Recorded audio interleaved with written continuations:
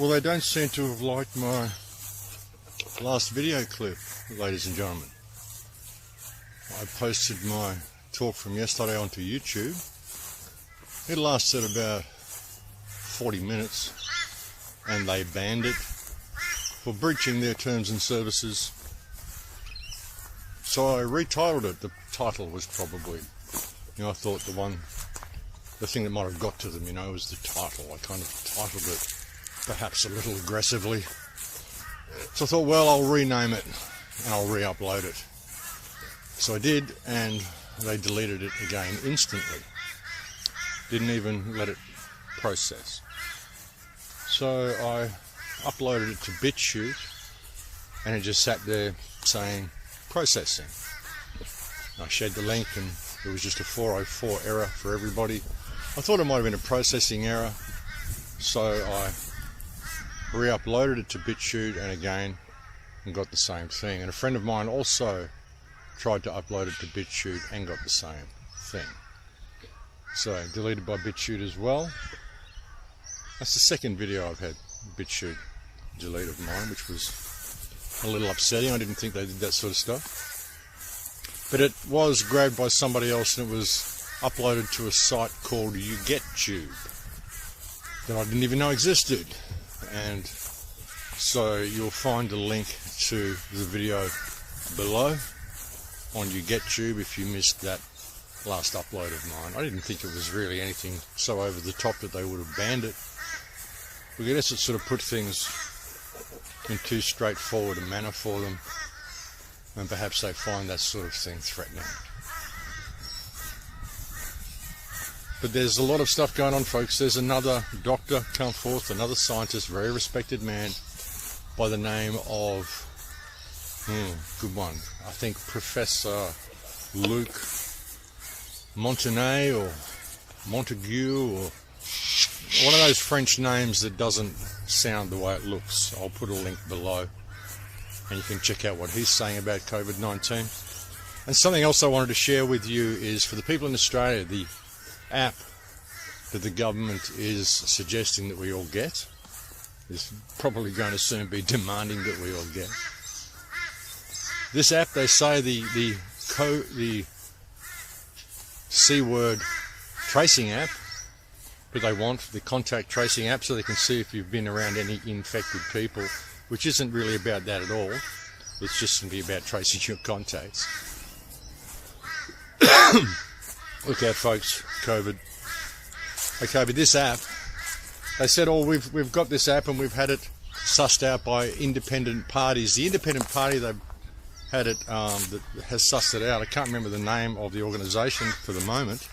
I'll put a link below, but the head of the organisation is David Irvine, who was the former head of Asio. So how independent is this independent study that was done on this thing? Been protests in all sorts of places now. Very peaceful protests, I believe, in Arkansas, Arizona, somewhere with an A. I'll put a link below. Someone shared it on Fascist Book. So there is a lot of action happening on the ground, folks. A lot of people are getting it. A lot of people are realising, the death figures don't add up. Less deaths this year than any year in the last 5 or 10 years. And people are saying, well, what's everyone dying from? Well, they're just dying of the things they always die from, but they're all being recategorized. There's one person who said that there was one group of deaths, it was like 3,000 people in New York or something, they just said, I just assume that they're COVID-19 victims. When you're shutting down the world due to this pandemic, you need good numbers. The drastic steps that these people are taking to protect us from this pandemic, if they're going to shut the world down to the extent that they have, you need good numbers. You need to know that they're doing it under the reasons that they say they are. The fact is, they're not going to give us those numbers because they're not doing it for the reasons that they are saying they are, and they never have been. And the media, again, folks, the media is the real problem here, because it's so difficult to get information to people because the media isn't sharing it. And they're so deceptive in what they do share. As I said on the last report, and again I'll put a link below for those who missed it because it was banned almost instantly everywhere. But on the last report I mentioned a report that was put out by James Corbett from the Corbett Report called Lies, Damn Lies, Coronavirus Statistics. Oops, I said the C word.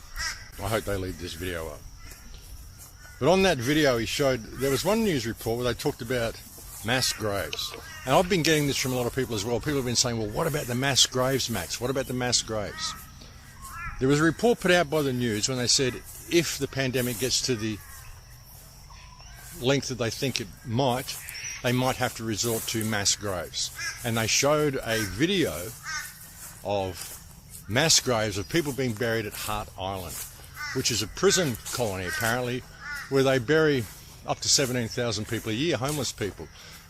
They bury like 33 people a day or 33 people a week or something is the number, the good old 33.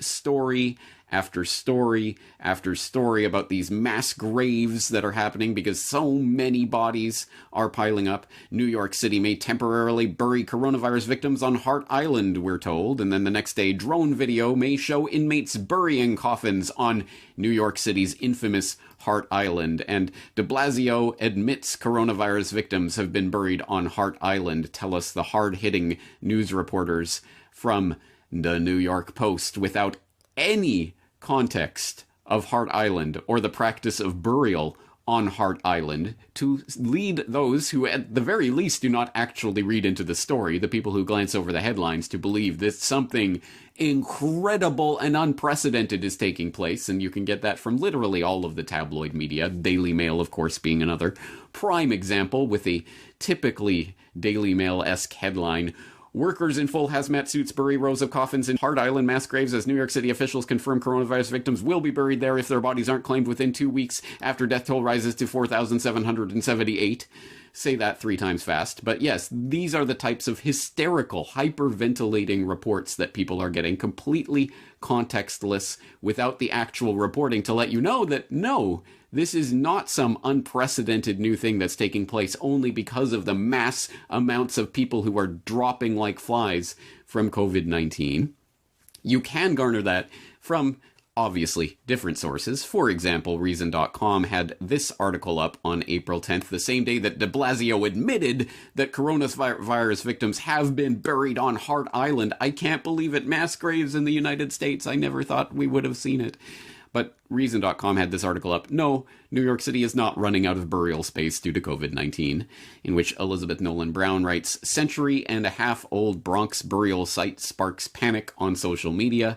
The COVID-19 death toll in New York City right now is chilling, more than 4,400 at last count. So are images of coffins being buried in mass graves.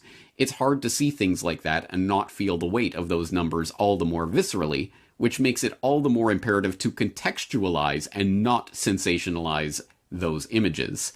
Unfortunately, a lot of professional media has been erring on the side of, look at what America has come to. There are so many dead bodies, they have to start hiring people to dig mass graves. The site cemetery on Hart Island is indeed tragic. It has been for the past 151 years.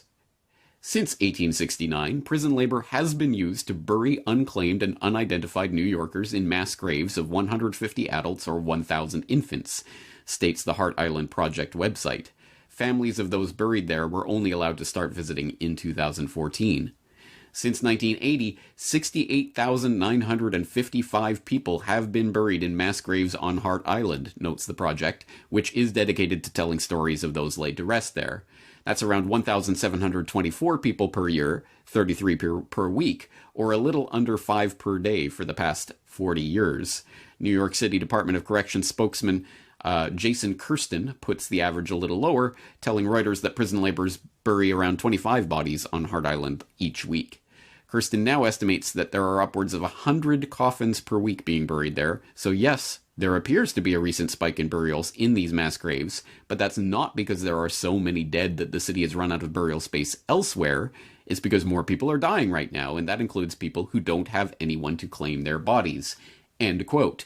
Well, that puts a little bit more context into this. This is not a new practice. This is a 151-year-old practice. But, you know, there's all sorts of stuff to You know, they play on the mind. They say, well, this is, they may have to put bodies here. They may have to resort to mass graves here. Then they show you them burying mass graves here, and your mind just associates it that way. But, you know, they're very deceptive in what they show you, and they're very deceptive in the way they bring you these reports, folks. But anyway, yeah, that was just a little heads up, folks. Just like a little 5 or 10 minute video, just a little short one today, just to let you know what's going on, and to alert you to that video that was banned by YouTube and banned by BitChute and sort of banned by everybody. So you'll find a link to it below. You'll find a link to the things I've mentioned on the report here below as well. Do take care until I talk to you next time. Thank you for all the kind emails and for all the information you send me, and I'll speak to you again soon. In Lakesh.